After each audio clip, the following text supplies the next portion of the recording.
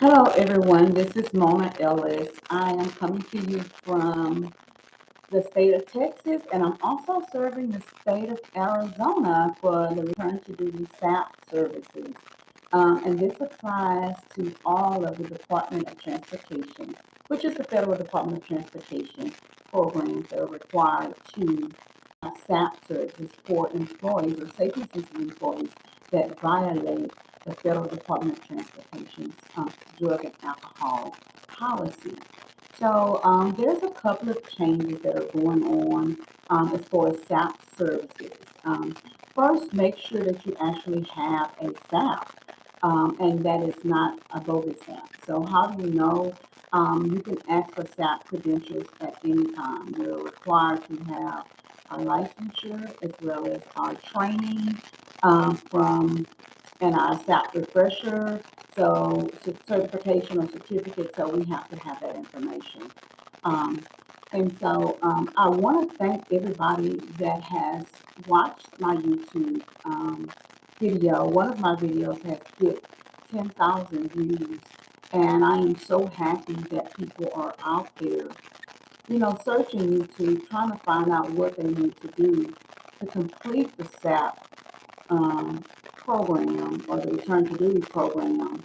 Because just because you made one bad decision, whether it was refused to test, walked out of a testing site, didn't show up for a testing site, or actually tested positive on a pre-employment random post-accident.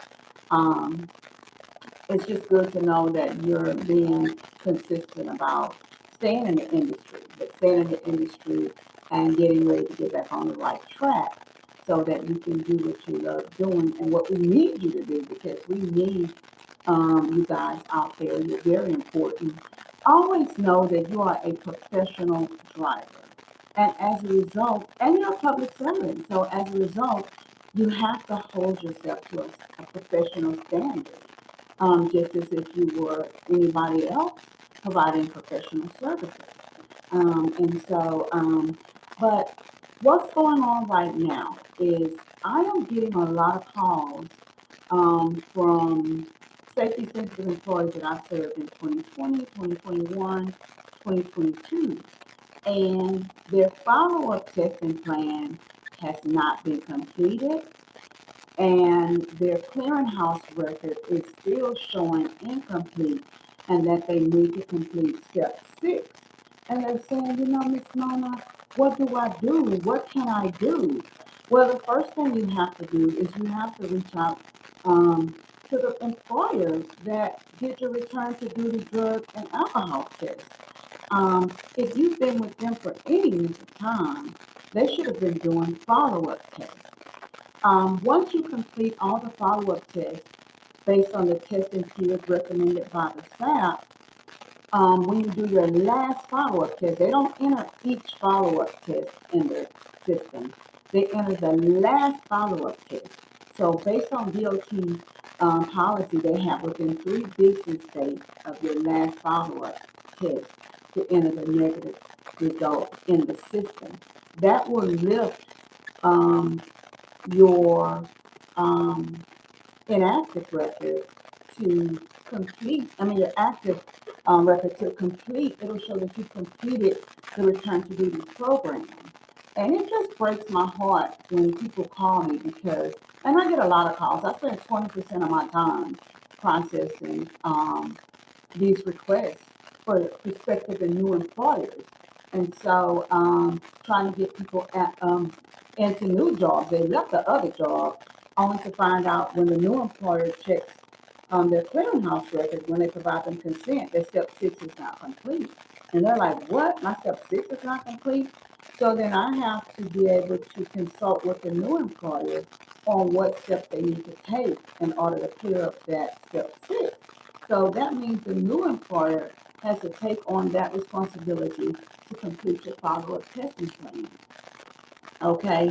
Um, and I know that it's very frustrating, but it has to be done. Now, what's been happening is the new employers or the prospective employers are reaching out to DOT. And one of them told me that DOT says, okay, they're going to fine the former employer for not completing step 6. within the time frame that the SAP has provided. And that's pretty scary because they're going to be fined for all the work that you've done. It's not the fault of the drivers because you do not have access to your follow-up testing plan. It's provided only to the employer because DOT prohibits SAP from providing you with that follow-up testing plan. And it's frustrating because you may not get a job because it's not done when it should be done, and it's hurting the industry as a whole.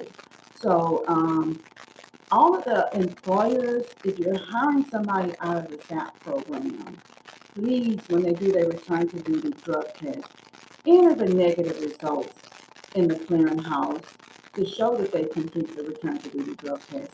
That is not being done by some employers as well.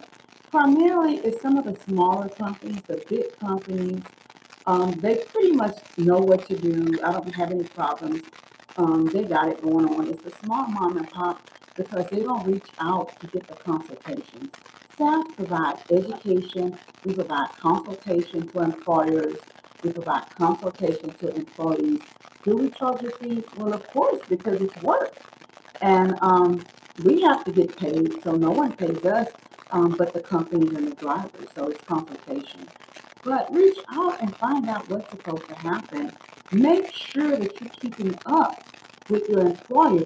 When you go do your drug test, you're going to know whether or not you're getting a follow-up test.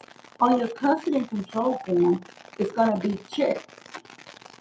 Random test, return to duty test, follow-up test, post-accident test, pre-employment test. Make sure you pay close attention to the custody and control form that you're going to take to the testing site, or you're going to show up to the testing site. You have to sign that form. So just make sure you read through everything that you're signing so you'll know what type of test you're doing. That's how you're going to know that you're doing a follow-up test. You're also going to know if you're doing a follow-up test because it's going to be observed. Someone will be observing you while you're providing your specimen. Okay, right now we're still doing urine tests. However, they are looking into trying to get everything together for the approval of the swab.